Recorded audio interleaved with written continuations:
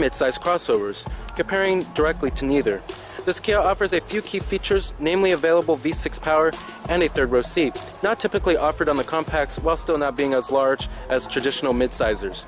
That combination could be the happy medium that some families are looking for. So let's go ahead and check out this 2015 Kia Sorento LX. Now, since we have the base LX trim, this LX trim comes standard with features such as 17-inch alloy wheels, air conditioning, full power accessories, Bluetooth phone and audio connectivity, a 6-speaker sound system, and satellite radio with USB and auxiliary audio jacks. And the LX V6 adds the V6 engine as well as roof rails and a third row seat. Now, as far as styling goes on the vehicle, I quite like the styling on the Sorento a lot. I like the aggressive looking front end, and then on upper trim levels you do get premium looking LED daytime running lights. HIDs are also an option as well. And overall, this can be a pretty premium looking vehicle, especially on the upper trim levels. But overall, it's still pretty premium looking. You have standard LED turn signals on the mirrors as well as chrome door handles too. Now here's the key fob design for the vehicle. As you can see, it's a pretty premium looking key fob design here. You do have a switchblade key. A smart key is also available. But you do have your lock, unlock to release your trunk, and then your panic button. Now it is a snow white pearl exterior color with a full-on black cloth interior. Standard power driver seat, power recline, and power lumbar as well. Now this Sorento we have here is also equipped with the V6 engine.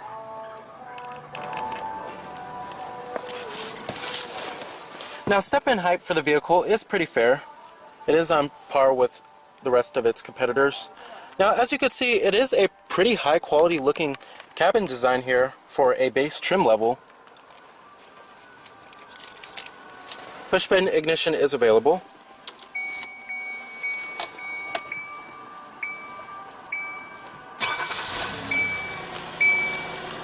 And like I said, what you're hearing is that 3.3 liter V6.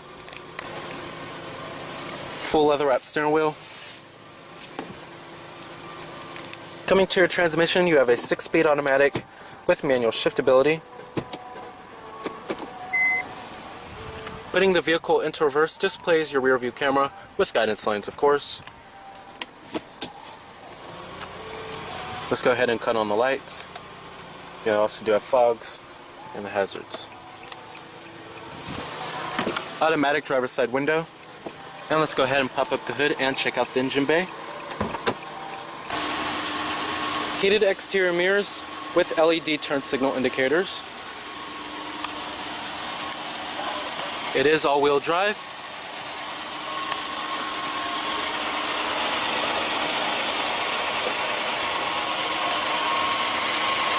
Halogen projector beam headlights with LED accenting lights and halogen fogs too.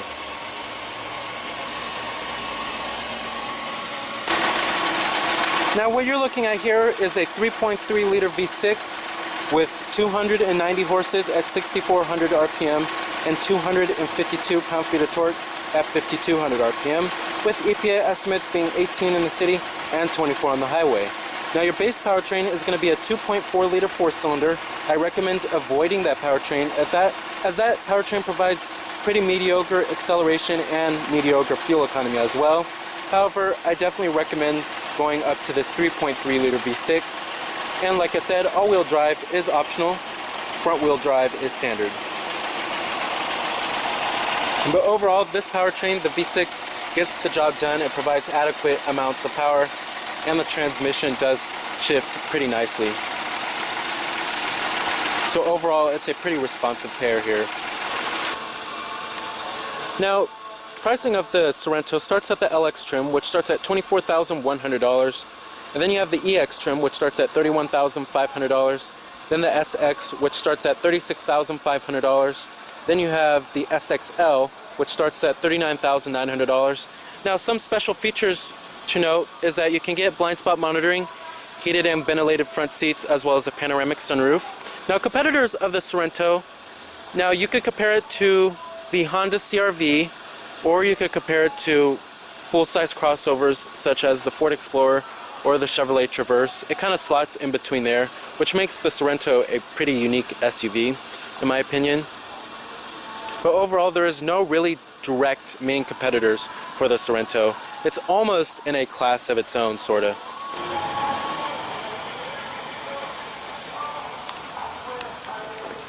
Now in 2014, they actually updated the front end as well as the rear end. I love the rear end of the Sorento. Very stylish, yet not overdone. You have rear reflectors and rear parking sensors, rear window wiper with the rear window defroster.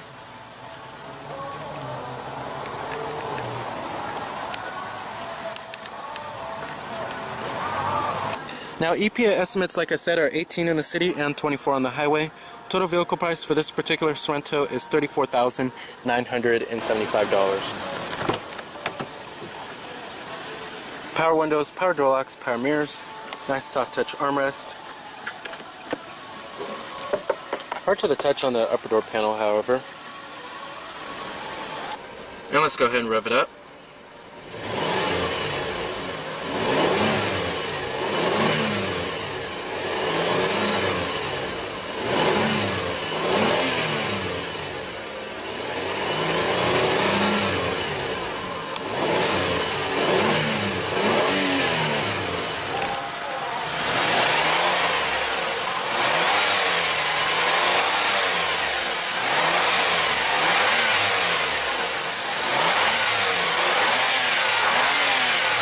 Very nice.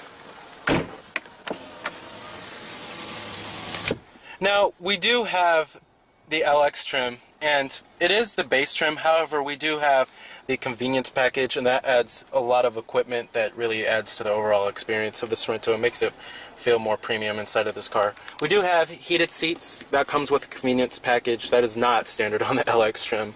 We also do have an auto-dimming rear view mirror, and then the rear view camera is also an option. And then also an option. Now, we do have the base LX trim of the Sorento, and there's a reason behind why this cabin looks pretty high quality. And even on the base bare to the bone trim, the LX, it can look pretty high quality inside of this cabin here. But we do have the convenience package. Now, the convenience package essentially adds heated seats and an auto-dimming rear view mirror. You also do have rear sunshades back there, as well as the rear view camera does come with the convenience package and the UVO telematics system. Now that adds to the overall experience of the Sorento to give it a more high quality feel and experience and premium look. Now, as far as build quality and materials go here, you can kind of tell this is a 4 or 5 year old Kia in terms of its material quality. And the Sorento was last fully redesigned in the 2011 model year. Now, build quality is pretty good. I don't find that many panel gaps inside of the cabin here. However, materials can be slightly upgraded. Materials, you have hard touch plastic up here and on the dashboard. However, it does have a decent graining to it. And you know what? As far as build quality goes, that's the most important part. Build quality is excellent. However, I would love to see this be soft to the touch as well as on the mid-door panel. The only really soft to the touch places are on the armrest and on the center console armrest too. Now, coming to the center stack controls here, it is pretty ergonomically correct, very clear and easy to read, big knobs and buttons. Expect what you would expect from a family crossover. You have your fan speeds right here, your different zones, and your temperatures. You have your AC button right here, your recycling mode, and then your rear window defroster, and then your AC for the rear. Coming down here, you have your heated seats, and then right here you have two 12-volt power outlets, a USB port, and your auxiliary input, where you will find your USB and your aux input in all Kias. Cup holders right here, and you can get ambient lighting inside of this interior on upper trim levels. You have your active eco button right here, your parking sensors button, and then to activate your 115-volt power outlet. I really do love this black piano veneer trim that goes throughout the whole entire cabin here. And then coming to your center console, it is a fairly good size. Like I said, it is soft to the touch and stitched as well. Up here you have your auto-dimming rear view mirror with the integrated compass. Up here you have your sunglass container and then your interior illumination lighting. Now, coming to the steering wheel design, the steering wheel design is getting pretty dated. I would love to see their newer steering wheel designs on the Sorento. However, this is pretty functional, works very well. It's just not as stylish as I've seen in some other Kias. Coming over here on your left side right here, you have your steering wheel mounted audio controls, Bluetooth phone controls, and then right over here you have your cruise control buttons as well as voice recognition. And then these set of buttons down here control your little information center screen right there, which I will get to in just a second. Now coming to the main head unit here, you have Kia's Yuvo system, their downgraded system. You can get a larger touchscreen. This is a touchscreen, by the way. You have AM, FM, optical disk drive, satellite radio as well, Bluetooth phone, hands-free calling. Your e-services, you have roadside assistance, vehicle diagnostics, parking minder, e-services guide, and your My Car Zone, and you could change the settings for it. Coming to your setup, you could change the display, change it to the daylight or night mode, system information,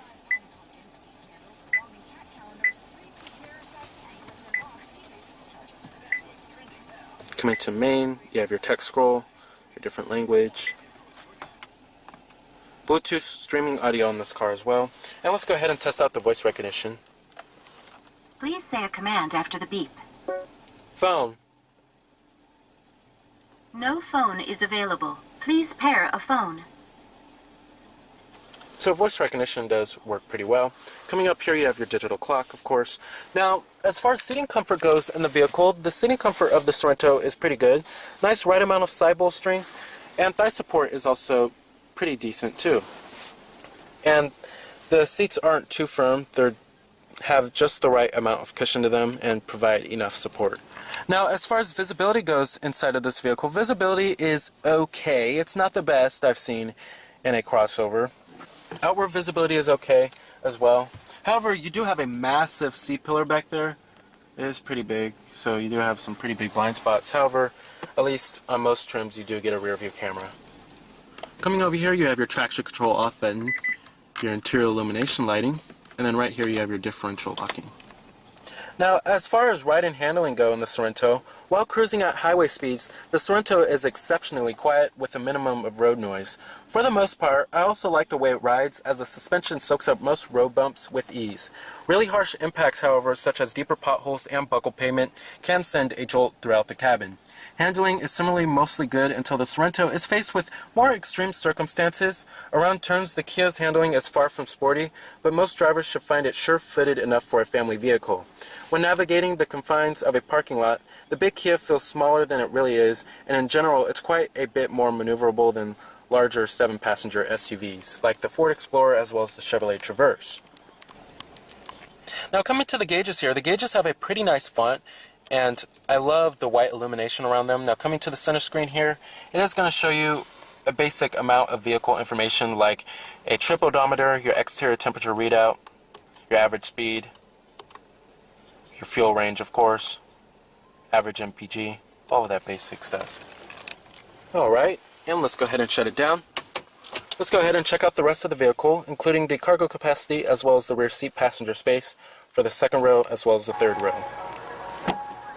Now, a power liftgate is also optional. Now, these rear seats also do fold down to maximize cargo room. However, if you're comparing this to a Honda CR-V or a Toyota RAV4, a smaller crossover, then the cargo capacity is going to be much bigger than them. However, if you're comparing this car to a larger crossover such as the Ford Explorer, the Toyota Highlander, or the Chevrolet Traverse, the Sorento is going to be much smaller than them in terms of its cargo capacity. But overall, it's a decent amount of cargo capacity in general. And the second row seats also do fold down to maximize cargo room.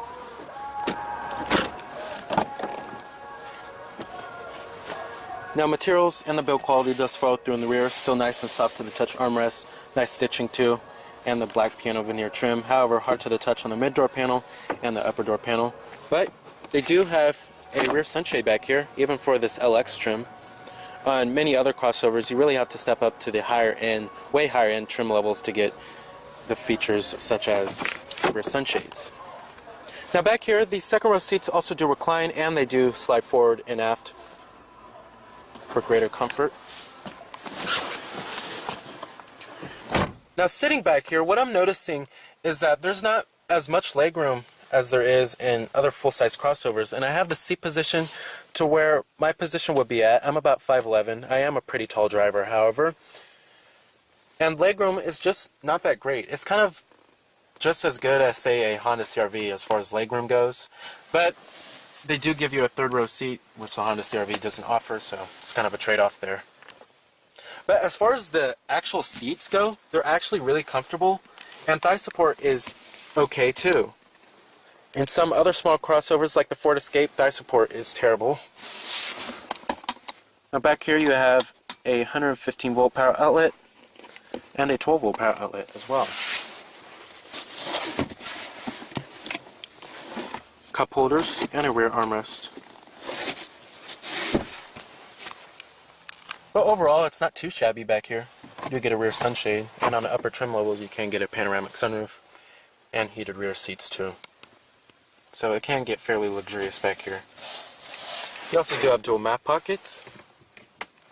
Alright. Now to hop into the third row seat, just slide this seat forward. Do like that, and then just hop right in.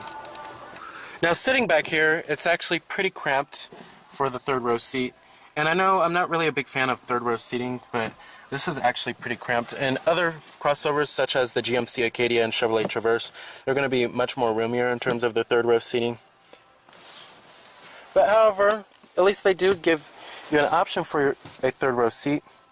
But I do recommend only small children sitting back here. Now it's not so much that the legroom is what really bothers me, it's more of the headroom. And I'm about 5'11", like I said, and headroom can be a lot better. I'm actually hitting the ceiling back here. Now you do have a little storage cubby right there and a cup holder and your rear fan speeds. And on this side you actually do have a little storage cubby right here, but no cup holder. Pretty surprising. But you do have a vent back here. And of course thigh support is terrible. Alright. Full manual passenger seat. Your glove box compartment. Pretty spacious glove box. So the 2015 Kia Sorento is one of my top recommendations to consumers shopping for a small or mid-sized crossover SUV. Thanks to its well-mannered driving characteristics, a roomy interior, and generous standard and optional features, as well as a lengthy warranty as well, which comes with any Kia. Now remember that this is Cameron Birch from Cameron's Car Review.